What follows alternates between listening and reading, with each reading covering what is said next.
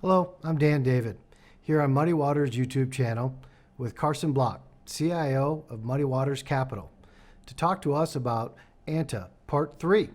So Carson, tell us about ANTA Part 3. Absolutely. So this focuses on Fila. So the part of the bull thesis on ANTA is they own the rights to Fila in China, and that it's a high margin business because all of ANTA's or all of the Fila stores are 100% company owned. So here's where it gets almost comical with ANTA. So ANTA says we don't own any of the distributors, but they do. ANTA says we own all of the Fila stores, but they don't.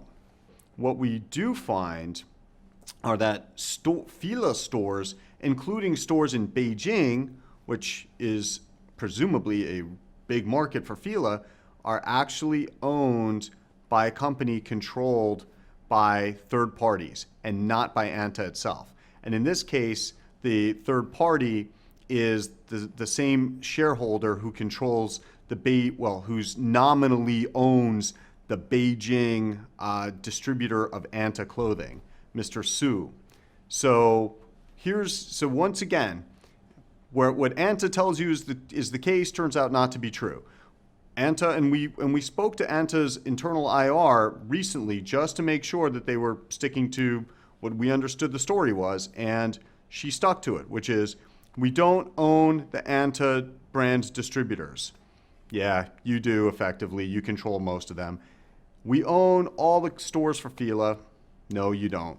So once again, we come back to this point. The financials for ANTA cannot be relied upon.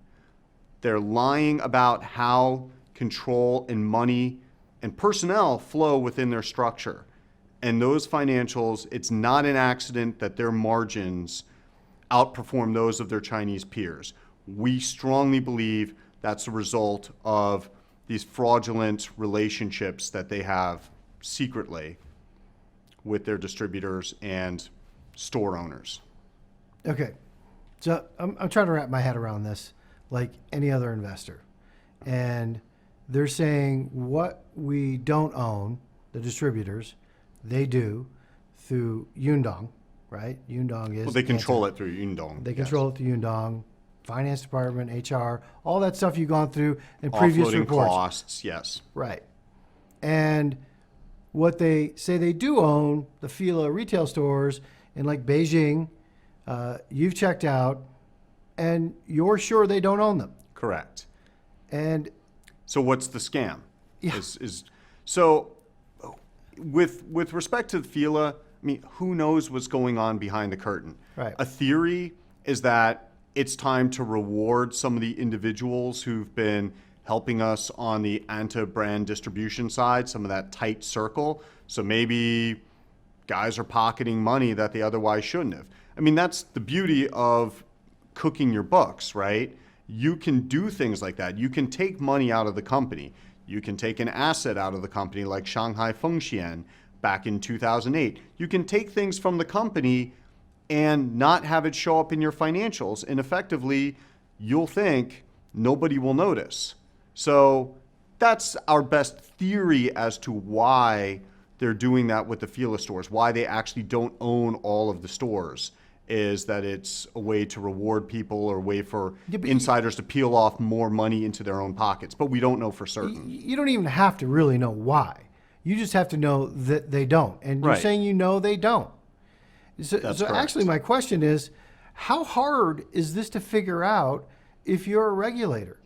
I mean, is it really that difficult? If you can do it, how hard is it to figure out for the regulators? Okay, so regulators in situations like these, people jump down the regulators' throats. I'm asking the question. Where were you on this?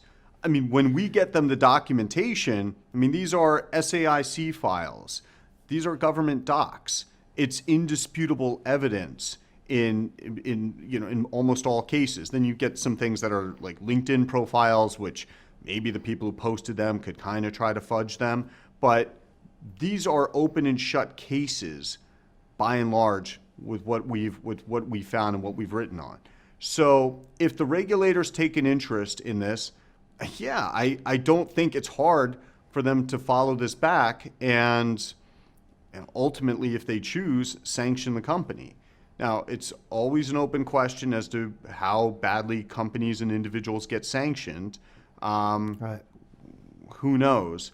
But this is, I would think, again, having done this for 9 years, having seen a lot of investigations into companies, particularly from the PRC, I think this is pretty low-hanging fruit here. Wow. And I think this part of ANTA and other reports has been looked into, as you touched on. Some of it has been talked about. Do they own the Fila stores? Do they not own the Fila stores? And some of the investment banks had touched on the fact that they had a rebuttal. And you're answering that question that their rebuttal's even wrong. And some of the investment bank analysts are taking that errant information at face value, and they're wrong. Right. Well, what both Blue Orca and GMT found, they found anomalies in these numbers and things that just, in the Fila numbers in particular, things that just didn't seem to add up. Right. And it really brings up this quote from a fund manager in Australia, who I'm sure you know, John Hempton. And I'll alter it a little bit here, but back in 2011, John Hempton said to me that accounts, you can tell when they've been effed, you just can't tell exactly how. And so I think that when you look at the Fila situation, this is a great example. The numbers were screaming some kind of problem to both GMT and to Blue Orca, but they couldn't really pinpoint or explain what was going on. And yes, we think that, we don't know exactly why the numbers turn out the way that they do, but what we know is that the company is lying about its ownership of these stores. Well, it seems to me like you've left a roadmap here. Let's see who follows it. Yeah, well, fingers crossed. Okay. Cool. Thank you, Carson. Thanks, Dan.